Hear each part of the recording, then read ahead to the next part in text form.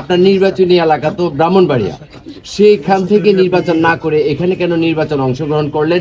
দেখুন, প্রথম যদি বলি যে আমি ব্রাহ্মণবাড়িয়া থেকে এখানে কেন এসেছি, আসলে একজন একজন প্রার্থী, বাংলাদেশের যে সাংবিধানিক রুল রয়েছে সেই রুল অনুযায়ী কোন ডিস্ট্রিক্টের একজন মানুষ অন্য ডিস্ট্রিক্ট থেকে নির্বাচনী করতে পারবে না মর্মে নির্বাচনী আচরণবিধি কিংবা সাংবিধানিক কোনো বাধা নেই। সেই জন্য আমি ব্রাহ্মণবাড়িয়া হতে পারি, বাট আমাকে বৃহত্তর সুন্নি জোট আমাকে যেখানে নির্বাচনের জন্য মনোনয়ন দিয়েছেন, এটা সাংবিধানিক রুল মেনটেন করে দিয়েছেন। এবং বিগত দিন আমরা দেখেছি আমাদের সেই সুরঞ্জিত সেনগুপ্ত, তিনি ছিলেন সেই দিরাই সাল্লার, তিনি হবিগঞ্জ 2 থেকে নির্বাচন করেছেন। আবার মরহুম কিবরিয়া সাহেব, তিনি ছিলেন নবীগঞ্জ বাহুবলের, তিনি হবিগঞ্জ সদর থেকে নির্বাচন করেছেন। তো এই জন্য যারা সাংবিধানিক যে নিয়মটার উপরে যারা একটু জানা নেই, তারা হয়তো অনেক সময় প্রশ্ন করতে পারেন। আমি আপনাদের মাধ্যমে দেশবাসীকে জানাতে চাই যে একজন মানুষ যখন যে কোনো জেলার হতে পারে, সে যে কোনো আসন থেকে নির্বাচন করতে পারে, সাংবিধানিক কোনো বাধা নেই। আপনারা জানেন যে আসন্ন ত্রয়োদশ জাতীয় সংসদ নির্বাচনে হবিগঞ্জ 4 চোনারঘাট মাধবপুর আসন থেকে আমাকে বৃহত্তর সুন্নি জোট কর্তৃক সমর্থিত বাংলাদেশ ইসলামী ফ্রন্ট মনোনীত আমাকে মোমবাতি প্রতীকে মনোনয়ন দেওয়া হয়েছিল। এবং পাশাপাশি আমাদের হবিগঞ্জ 3 আমাদের প্রার্থী ডাক্তার সরর সাহেব, উনিও আমার বৃহত্তর সুন্নি জোটের প্রার্থী ছিলেন। আমরা একই দল থেকে মনোনয়ন পেয়েছি। আলহামদুলিল্লাহ, আজকে আমাদের দুজনেরই মনোনয়নপত্র বৈধ হয়েছে, সেই জন্য আল্লাহ পাকের শুকরিয়া আদায় করছি। বিশেষ করে আমার হবিগঞ্জ 4 চোনারঘাট মাধবপুর মানুষের প্রতি আমার নিরন্তর ভালোবাসা এবং শ্রদ্ধা নিবেদন করছি। এবং আমি আশা করছি নির্বাচনের যে সমস্ত প্রার্থীরা রয়েছেন মাঠে, সকল প্রার্থীরা অত্যন্ত নির্বিঘ্নে সক্রিয়ভাবে তাদের যে প্রচারণা তারা যেন নির্বিঘ্নে করতে পারে, সেটা আমি আইন শৃঙ্খলা বাহিনীর কাছে আমি বিনীত অনুরোধ করছি। এবং পাশাপাশি লেভেল প্লেয়িং ফিল্ড যেন নিশ্চিত করে, যেন নির্বাচন কমিশন যেন লেভেল প্লেয়িং ফিল্ড যেন নিশ্চিত করে, সেটার জন্য আমি বারবার জোর দাবি জানাচ্ছি নির্বাচন কমিশনকে। এবং আমি আশা করব সকলের সবান্ধবে উৎসব মুখর পরিবেশে আপনাদের মিডিয়া কর্মীদের সক্রিয় অংশগ্রহণের মাধ্যমে যে আমরা যদি একটি উৎসব মুখর পরিবেশে সবাই যেন নির্বাচনে অংশগ্রহণ করেন। এবং পাশাপাশি আপনারা যারা আছেন, আপনারা যারা মিডিয়াতে যারা রয়েছেন, আপনাদের সকলকে আমি অনুরোধ করব, আপনারা এই বাংলাদেশের যেখানে যেভাবে আছেন, আপনারা অবশ্যই যে বাস্তব মানুষ যে নির্বাচন অংশগ্রহণ করছে তাদের যে অবস্থান, সেগুলো আপনারা তুলে ধরবেন। সেখানে কেউ যেন কোনো ধরনের ব্যক্তি বলয় কিংবা আধিপত্য বিস্তার করে সেই বাংলাদেশের কাঙ্ক্ষিত নির্বাচনের যে স্বপ্ন, সেই স্বপ্ন যেন কেউ ধূলিসাৎ না করে, সেদিকে আপনারা বাস্তবতার আলোকে সবকিছু তুলে ধরবেন, এটা আমরা আপনাদের কাছে প্রত্যাশা রাখি। এবং পাশাপাশি আপনারা সবাই সত্য সঠিকটাই প্রচার করবেন, এটাই আমি আশা করছি। আচ্ছা, আমার একটা প্রশ্ন,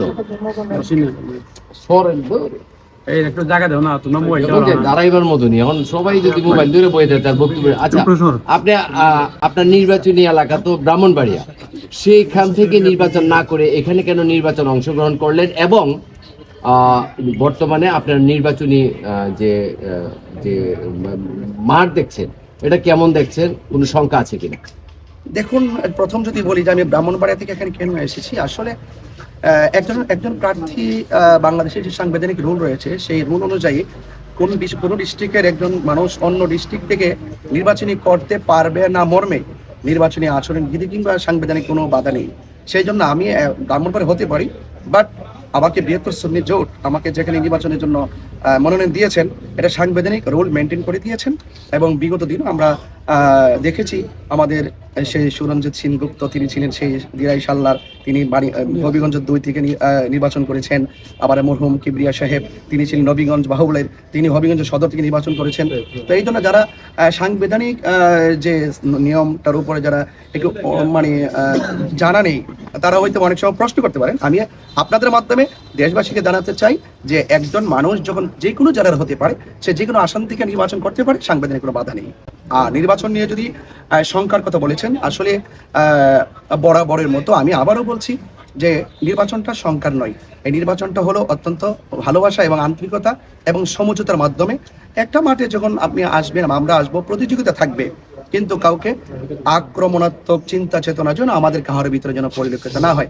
আমি অন্যান্য রাজনীতিবিদ যারা আছেন, যারা নির্বাচন অংশগ্রহণ করছেন, সবার কাছে আমি অনুরোধ করব, আমরা একজন আরেকজনের সাথে সৌহার্দ্যপূর্ণ ভালোবাসা আন্তরিকতা রেখে আমরা একটি অংশগ্রহণমূলক নির্বাচনের মাধ্যমে আমরা সমাজের প্রতিনিধিত্ব করতে চাই।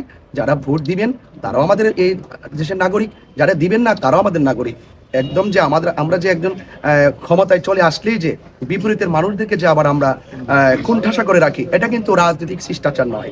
আমি মনে করি আমি যদি কোনো এখানে প্রতিনিধি হয় তাহলে আমি ইনসাফের ভিত্তিতে, আমাদের এখানে ধর্ম, বর্ণ, দল, মত নির্বিশেষে সকলে যারা আমাকে ভোট দিবে, যারা দিবে না, সকলেই আমাদের দেশের নাগরিক হিসাবে একজন দায়িত্বশীল প্রতিনিধি হিসাবে তার উচিত সবার সাথে ভালো আচরণ করা। যেমন আমার আসন যদি বলি, চা শ্রমিক, ঠিক আছে, চা শ্রমিক থেকে শুরু করে সুবিধা বঞ্চিত যারা রয়েছেন, সনাতন ধর্মী যারা রয়েছেন এবং অন্যান্য মুসলমান যারা রয়েছেন, সকল মানুষের নিরাপত্তা এবং নির্বিঘ্নে সকলে স্বাধীনভাবে চলাফেরার যে একটি স্বাধীনতা, সেই স্বাধীনতা দেওয়ার নামটি হলো রাজনীতি। সে আমরা চাই সুস্থতার রাজনীতিটা মানবিকভাবে আমাদের ঘরে ফিরে আসুক, সেটা আমি প্রত্যাশা রাখি। বিজয়ের ব্যাপারে আপনি কতটুকু আশাবাদী? দেখেন, আল্লাহ পাকের পরিকল্পনা তো তিনি নির্ধারণ করে রেখেছেন। তো আল্লাহ পাকের পরিকল্পনা, আল্লাহ হলেন উত্তম পরিকল্পনাকারী। আল্লাহ পাক যেটা জীবে লিখে রেখেছেন সে তাওয়াক্কাল তো আল্লাহ। আমি চেষ্টা চালিয়ে যাচ্ছি, যদি আল্লাহ পাক রব্বুল আলামিন আমাকে দয়া করেন তাহলে হয়তোবা আমি আশা করতে পারি। তবে এবং যারা আমি চেষ্টা করে যাব, মানজাদা ওয়াজাদা, যে চেষ্টা করে সে পায়। আমি চেষ্টা করে যাচ্ছি, আপনারা আমাদের জন্য দোয়া করবেন এবং সবার সুস্বাস্থ্য কামনা করছি।